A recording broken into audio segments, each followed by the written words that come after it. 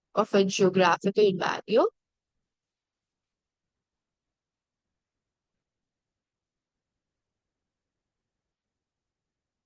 which separates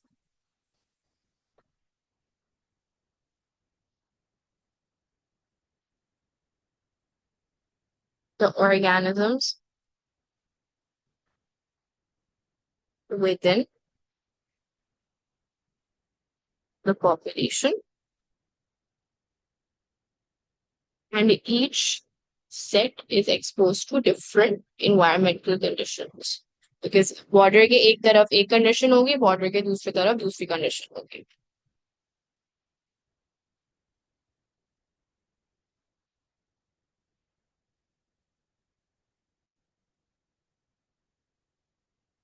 Which means we would have different selection pressures. तो बात दोनों में हम सेम ही कर रहे हैं ऑलमोस्ट, कि हमारे पास डिफरेंट कंडीशंस की वजह से डिफरेंट सिलेक्शन प्रेशर एक्ट करेंगे, जिसकी वजह से एलील फ्रीक्वेंसी चेंज हो रही है. फर्क क्या है, एक हमारे पास डिफरेंट प्लेसेस में हो रही है, एक हमारे पास सेम प्लेस में रहते हुए हो रही है. So no gene flow between the organisms because of the separation, और जोग्राफिकल आइसोलेशन भी लिख सकते हो.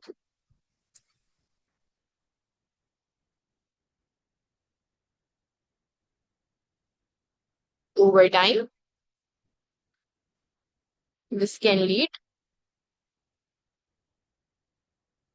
to the formation of new species.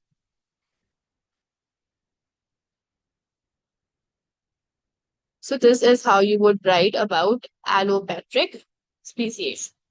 Sympatric की अगर हम बात करें तो इसमें आप ये कहोगे, no geographical barrier exists within the same place.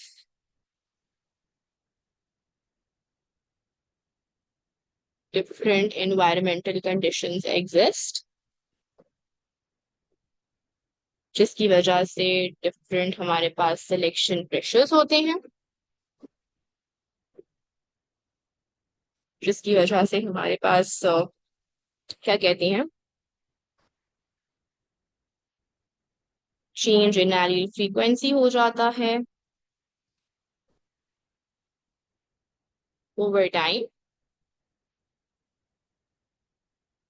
the species become reproductively isolated. So almost same pointers हैं, आपको बस ये डिस्टिंक्शन होनी चाहिए कि किसमें ज्योग्राफिकल बैरियर होता है, जिसमें किसमें ज्योग्राफिकल बैरियर नहीं होता. एंड आई एम अज्यूमिंग कि सिम्पैट्रिक क्या कहते हैं, हमारे पास सेम प्लेस में होती है. S for sympatric, S for same place. क्या नहीं समझ आया सिम्पैट्रिक आइसोलेशन में रहमा? हमारे पास देखो, सिम्पैट्रिक आइसोलेशन में क्या है कि हमारे पास अभी तो एग्जाम्पल दी कि क्या हमारे पास पूरी एक कंट्री में सेम एनवायरनमेंट होता है. Within a single country is the environment same. Overall पूछ रही हूँ, अगर मैं आपसे पूछूं